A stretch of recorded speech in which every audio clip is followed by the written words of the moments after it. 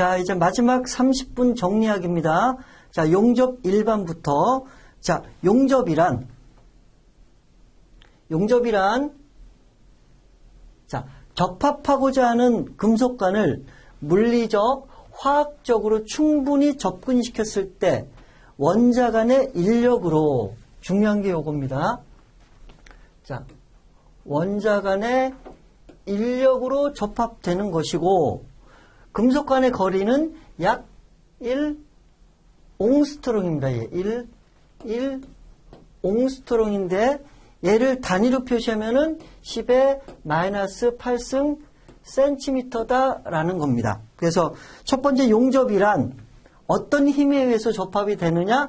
원자 간의 인력에 의해서 접합되는 거고, 용접이 되었을 때 그 마지막 원자와 원자 사이의 거리는 1옹스트롱이다라는 겁니다. 1옹스트롱 아니면 10의 마이너스 8승 센티미터다라는 겁니다. 자, 두 번째. 자, 접합하는 방법에 따른 세 가지 분류요. 자, 접합을 분류할 때 어떻게 분류하냐? 융접, 압접, 납땜으로 분류합니다. 자, 융접, 압접, 납땜으로 분류하는데, 자, 접합의 방법은 크게 기계적인 접합법하고 야금적인 접합법으로 분류가 되고요. 자, 야금적인 접합법은 용접이 여기에 포함되는데, 용접을 분류할 때 세 가지, 자, 용접의 분류점 세 가지, 융점, 압접, 납땜이 되는데, 자, 융접은요, 모재를 녹이고 용접봉을 녹여주는 것. 우리가 일반적으로 하는 아크 용접, 가스 용접, 특수 용접, 그렇죠? 그런 것들을 의미하는 거고요. 압접은, 자, 한 5가지가 있는데, 열을 가하고 압력을 가해서 붙여주는 것, 압접입니다.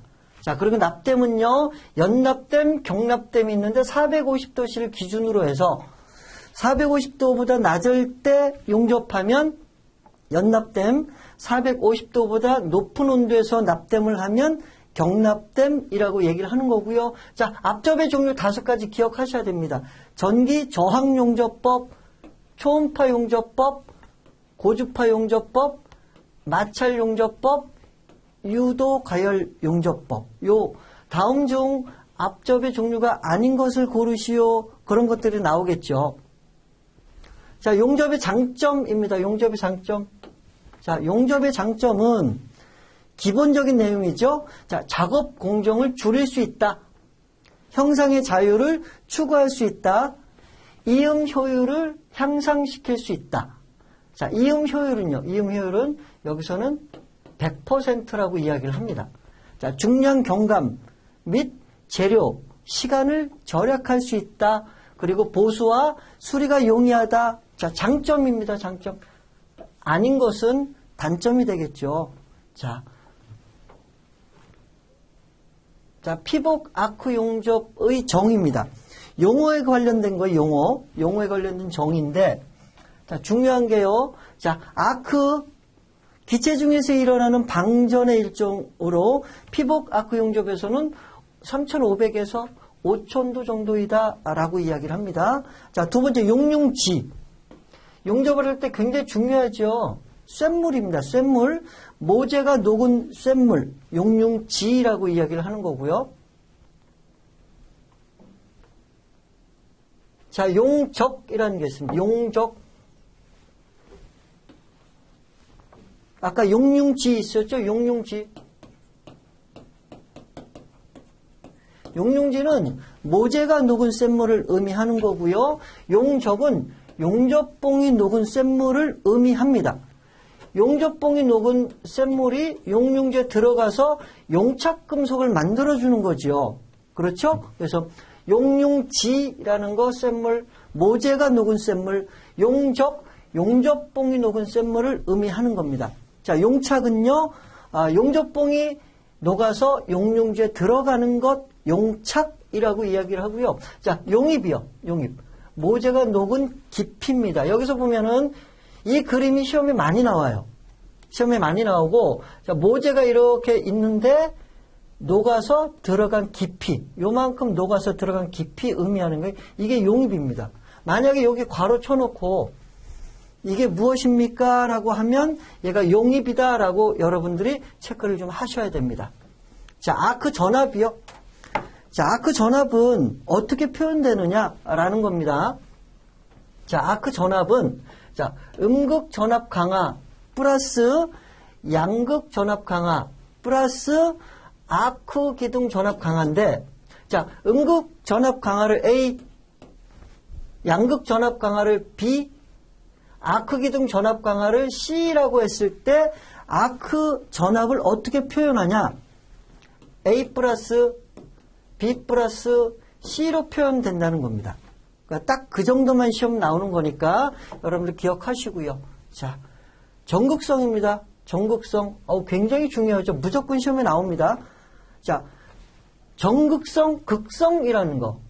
극성이라는 것은 플러스가 있고 마이너스가 있는 거예요. 플러스가 있고 마이너스가 있는데 용접기에서 만약에 플러스를 연결하면 열량이 70%가 나오고요. 마이너스를 연결하는 부분은 30%의 열량이 나옵니다. 근데 여기서 직류 전극성이라는 거예요. 전극성. 전극성은 모재가 플러스를 연결하는 거. 자, 용접봉은 마이너스를 연결해 주는 거겠죠? 자, 모재가 플러스를 연결하니까 열량이 70% 차지하고, 그렇죠?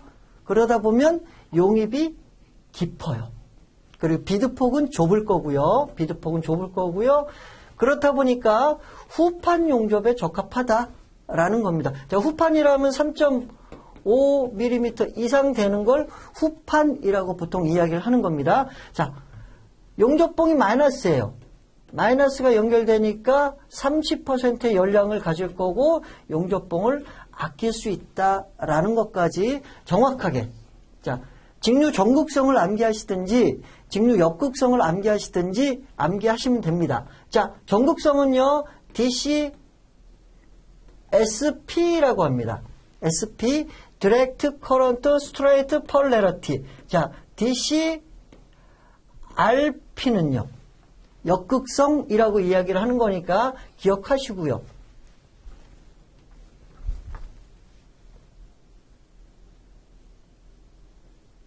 자, 용입 깊이의 순서가 나오네요.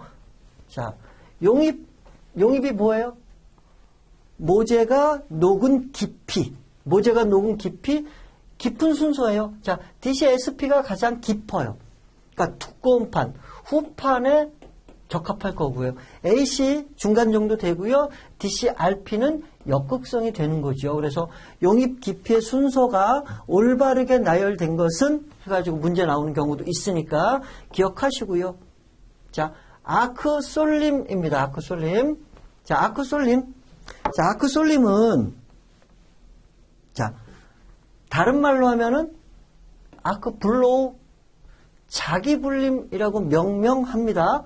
그리고 용접 전류에 의한 아크 주위에 발생하는 자장이 용접봉에 대해 비대칭일 때, 자장이 용접봉에 대해 비대칭일 때 일어나는 현상을 아크솔림이라고 이야기를 합니다.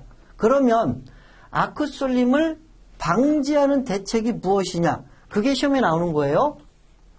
자, 다음 중 아크솔림을 방지하는 대책으로 잘못된 것을 고르시오 라고 문제가 나옵니다. 자, 직류 용접기 대신에 교류 용접기를 사용한다. 자, 두 번째는 아크 길이를 짧게 유지한다. 자, 접지는 용접부로부터 멀리한다. 자, 멀리한다. 긴 용접선에 대해서는 후퇴법을 사용한다. 자, 용접부의 시종단에는 엔드탭을 설치한다. 엔드탭을 설치한다. 요 정도 있습니다. 그리고 또 가끔 나오는 게 직류 용접기인데 용량을 크게 한다. 안 됩니다. 용량을 크게 아니에요.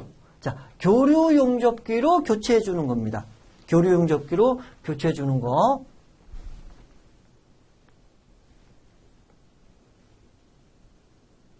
그림이 여기 있네요. 자, 자기선 이렇게 하는데 한쪽으로 쏠리는 거예요. 그게 아크 쏠림이라 그랬죠? 이렇게 한쪽으로 용접을 할 때 일정하게 용접을 하는데 한쪽으로 쏠리면 이쪽이 더 많이 파이겠죠. 이게 아크 쏠림이라는 겁니다. 자, 용접 이별 공식입니다. 용접 이별 공식. 자, 용접 이별 공식. 자, 입열. 열이 들어간 어느 정도 열이 발생하느냐라는 거란 말이에요. 자, H는 V분의 62I. 그냥 암기하셔야 돼요. 얘는. 자, H는 이별. 자, E는 전압. 그렇죠? I는 전류. V는 속도를 의미합니다. 그러니까 주어지겠죠. 속도값이 얼마고 전류가 얼마고 전압이 얼마일 때 이별량이 얼마인가 구하시오. 그렇죠? 공식 자체도 나옵니다. 공식 자체도 나오고요. 공식 자체로 물어볼 수도 있고 계산식으로 해서 이별량이 얼마인지 물어볼 수도 있습니다. 자, 용융 금속의 이행 형식입니다. 용융 금속의 이행 형식. 자, 이행 형식이라는 거 무슨 뜻이냐면 용접봉이 있어요. 용적이 용접봉이 녹은 쇳물이 용적인데 용적이 모재에 이렇게 용착될 때 어떤 모양으로 용착이 되느냐라는 겁니다. 자, 단락형, 스프레이형, 글로불러형 세 가지가 있습니다. 용융금속의 이행 형식이 아닌 것을 고르시오. 시험에 자주 나오니까 당연히 암기. 자, 교류용접기 종류요. 자, 교류용접기 종류는 네 가지가 있습니다. 네 가지가. 첫 번째 탭 전환형, 두 번째 가동 코일형, 세 번째 가동 철심형, 네 번째 가포와 리액터형이 있는데, 자, 특징이요. 탭 전환형은 미세 전류 조정이 불가능해. 자, 두 번째 가동 코일형은 1차 코일의 거리를 조절한다. 전류값을 구할 때 그렇게 조절하는 거고요. 자, 가동 철심형은요. 자, 미세 조정이 가능하다라는 겁니다. 우리가 이제 시험 볼 때 사용하는 용접기가 가동 철심형 용접기죠. 자, 가포 리액터형은요. 원격 조정이 가능하고, 자, 가변 저항의 변화로 전류를 조정한다. 자, 가변 저항의 변화로 전류를 조정한다. 그 정도 기억하시면 됩니다. 크게 물어볼 때는 다음 중 교류 용접기가 아닌 것을 고르시오. 여기다가 직류 용접기 하나 딱 집어넣으면 되겠죠. 뭐 정류형. 얘 빼고 얘를 하나 딱 집어넣으면 다음 중 교류 용접기 아닌 거 고르시오. 아니면 다음 중 직류 용접기가 아닌 것을 고르시오. 분명히 그렇게 나올 수도 있고요. 그렇죠? 원격 조정이 가능한 용접기로서 어쩌고 저쩌고 가포와 리액터형이야 라고 선택하시면 되겠죠. 자, 용접기 용량입니다. 용접기 용량. 자, 보통 AW200이라고 주어집니다. 얘는 뭐냐? 정격 2차 전류값이 200A 라는 뜻입니다. 정격 2차 전류값이 200A야. 자, 그러면 범위가 주어지는 거예요. 자, 20%, 110%. 200에 대한 20%는요, 40A. 그렇죠? 200에 대한 110%는 220A가 되겠죠. 만약에 AW300이 주어지면요. AW300. 정격 2차 전류값이 300A야. 사용할 수 있는 전류의 범위는 어떻게 되냐? 어떻게 되죠? 60A에서 자, 330A까지 사용이 가능하다라는 뜻이죠. 자, 허용 사용률입니다. 허용 사용률. 얘도 문제 많이 나와요. 지금 제가 정리해 놓은 게 시험 보기 전 마지막 30분 정리하기란 말이에요. 무조건 시험에 나오는 것만 정리해 놓은 겁니다. 시험에 나왔던 것들만 정리한 거기 때문에 여러분들이 시험 보기 전에 여기 있는 내용을 쫙 보셔야 됩니다. 페이지가 30페이지예요. 1분에 한 페이지씩, 1분에 한 페이지씩 쭉 그냥 천천히 읽으면서 천천히 넘어가면 됩니다. 그러고서 시험 보시면은 똑같은 문제가 많이 나올 거예요. 자, 허용 사용률 구하는 거. 자, 실제 용접 전류의 제곱분의 전격 2차 전류값의 제곱 곱하기 전격 사용률. 자, 전격 사용률이 40%다. 40을 곱해주면 돼요. 자, 넘어갑니다. 자, 역률입니다. 역률. 자, 다음 중 역률을 구하시오. 그런 내용이 있고요. 효율을 구하시오.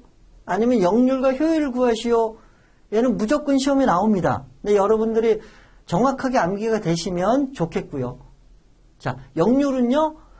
전원 입력 분의 소비 전력 곱하기 100입니다.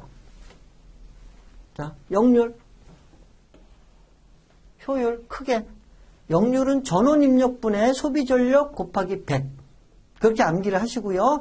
효율은 소비 전력 분의 아크 출력 곱하기 100이에요. 얘를 암기하셔야 돼요. 일단 전원 입력 분의 소비 전력 곱하기 100.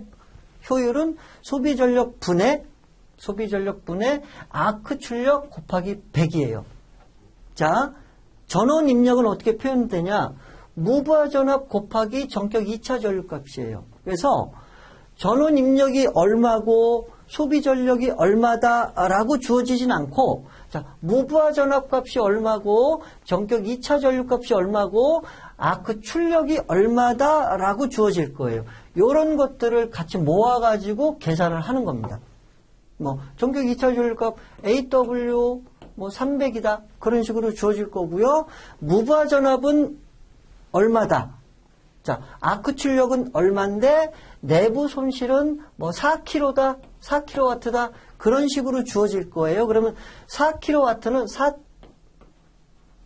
4,000을 넣어줘야 됩니다. 여기다가 아크 출력에다가 단위를 환산해가지고 더해줘서 곱하기 100을 해주셔야 돼요. 자, 얘는 무조건 암기하셔야 돼요. 그냥 풀 수 있는 건 없습니다. 기본적인 공부는 기본적으로 암기해야 될 것들이 암기돼야지 풀어지는 거예요. 자, 효율이요. 소비 전력분의 아크 출력. 자, 소비 전력은요. 아크 출력 플러스 내부 손실 분의 아크 전압 곱하기 전격 2차 전류값 곱하기 100으로 나와 있습니다. 자, 직류용접기요. 직류용접기의 종류입니다. 직류용접기의 종류 세 가지가 있죠. 발전기형, 정류기형, 전지식 그 세 가지가 있는데, 자, 직류용접기에서는 발전기형이 제일 중요해요. 우수한 직류를 얻을 수 있다, 완전한 직류를 얻을 수 있다라는 게 가장 큰 특징입니다. 자, 용접기의 특성이요. 자, 용접기의 특성이 5가지가 있습니다. 용접기의 특성 5가지. 자, 부특성이요. 부특성. 자, 용접기의 특성 중에 부특성. 시험이 제일 많이 나옵니다. 자, 전류가 작은 범위에서 전류가 증가하면 아크 저항이 작아져서 전압이 낮아지는 특성이다. 자, 부특성이고요. 자, 수화 특성이요. 피복 아크 용접기의 특성이다. 얘도 많이 나오죠. 자, 부하 전류가 증가하면 단자 전압이 저하하는 특성인 것, 그리고 피복 아크 용접기에 대한 특성인 것을 용접기의 특성 중에 무엇이라고 하느냐라는 거예요. 얘 많이 나와요. 자, 정전류 특성이요. 정전류 특성은 아크 길이가 변해도 전류값이 일정하다. 정전류. 자, 정전류. 전류값이 일정하다라는 뜻이에요. 그래서 아크 길이가 변해도 전류값이 거의 변하지 않는 값이야 라는 겁니다. 그래서 부특성, 수하특성, 정전류 특성은 수동용접기에 대한 특성입니다. 자, 수동용접이라 그러면 보통은 어떤 거죠? 피복 아크 용접을 의미하는 겁니다. 그렇게 이해하시면 되고요. 자, 상승 특성은요. 자, 큰 전류에서 아크 길이가 일정한데 아크 길이가 일정한데 상승하는 게 있습니다. 전압이 약간씩 증가한다. 전압이 약간씩 증가하는 거 상승 특성입니다. 자, 마지막 정전압 특성입니다. 얘도 많이 나오죠. 정전압 특성. 자, 정전압 특성. 다른 말로는 자기 제어 특성이라고 이야기를 합니다. 자, 부하 전류가 변해도 단자 전압이 거의 변하지 않는 특성으로 자동 용접에 대한 특성이고요. 자, 수하 특성과는 반대되는 성질이고요. CP 특성이라고 한다. 자, 자동 용접기라 그러면 이런 겁니다. 서브머지드 용접기, 불활성 가스 금속 용접기 같은 것들에 대한 특성이다. 정전압 특성입니다. 그래서 특성 중에서 많이 나오는 게 뭐냐면 수하 특성하고 정전압 특성이 시험에 많이 나오고 있습니다. 자, 1차 케이블에 비해 2차 케이블의 지름이 큰 것을 사용하는 이유는 무엇이냐?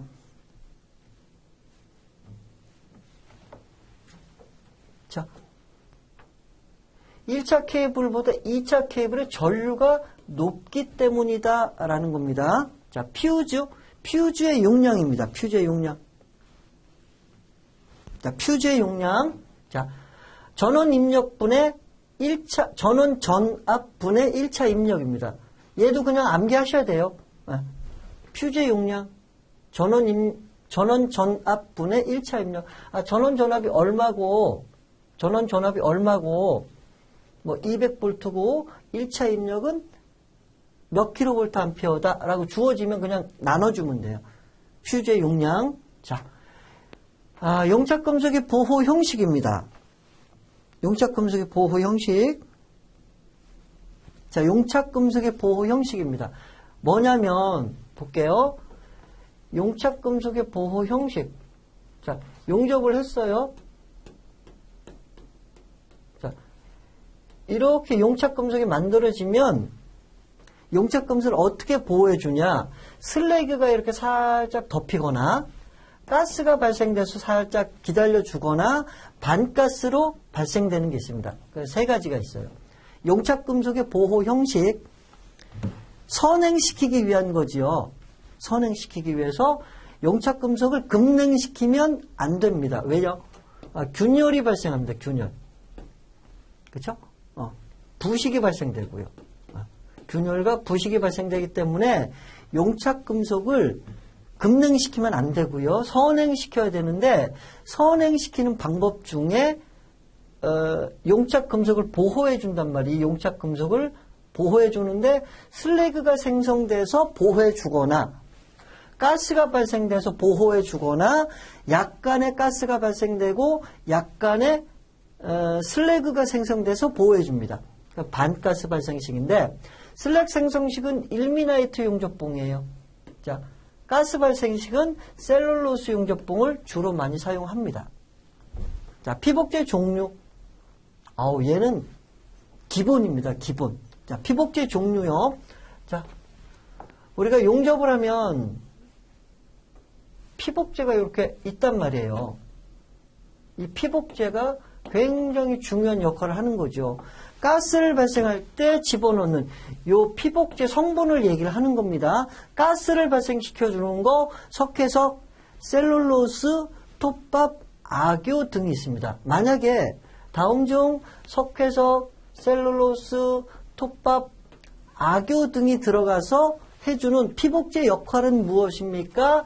가스를 발생시키는 가스 발생제입니다. 라고 선택하시는 겁니다. 자, 석회석, 형석, 탄산 나트륨, 일미나이트 등이 해주는 역할은 무엇입니까? 자, 슬래그를 생성해 주는 거예요. 슬래그 생성제. 자, 규산 나트륨, 규산 칼륨, 규산 산화티탄, 석회석 등이 해주는 역할은 무엇입니까? 자, 아크 안정제예요. 아니면 다음 중 아크 안정제의 종류로 올바른 것을 고르시오. 규산 나트륨, 규산 칼륨, 산화티탄, 석회석이 같이 나열되어 있으면 그게 답이에요. 그럼 찍으시면 돼요. 자, 탈산제요. 탈산제. 자, 페로실리콘, 페로망간, 페로티탄, 바나듐은 무슨 역할을 하느냐? 탈산제 역할을 합니다. 자, 고착제, 규산나트륨, 규산칼륨, 악교, 소매분, 해초 등이 해주는 역할은 무엇입니까?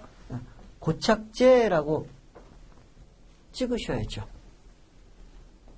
자, 용접봉의 관리요. 용접봉의 관리. 자, 저수속의 용접봉은 여러분들이 시험 보실 땐 7016 가지고 시험 보시잖아요. 그렇죠? 저수속의 용접봉인데 어떻게 보관하냐? 300에서 350도씨 정도에서 2시간 정도 건조시킵니다. 자, 그리고 일반 용접봉이라고 얘기하면은 4301, 4313 뭐 그런 것들입니다.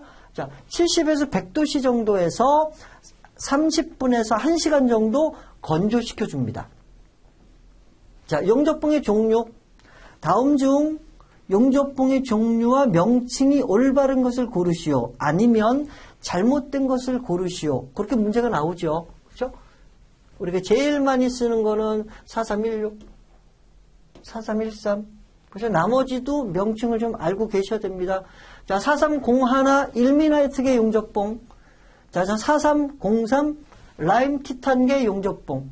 스테인리스 계통이고요. 자, 4311 뭐죠? 가스 실드계인데 고셀룰로스계 용접봉이라고 합니다. 4313번 고산화 티탄계 용접봉, 4316 저수소계 용접봉, 4324 철분 산화 티탄계 용접봉, 4327 철분 산화 철계 용접봉이라고 합니다.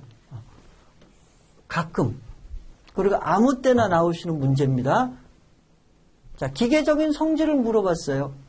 대표적인 용접봉이 저수소계 용접봉하고 일미나이트계 용접봉하고 고산화 티탄계 용접봉이에요. 자, 기계적인 성질이 우수한 거.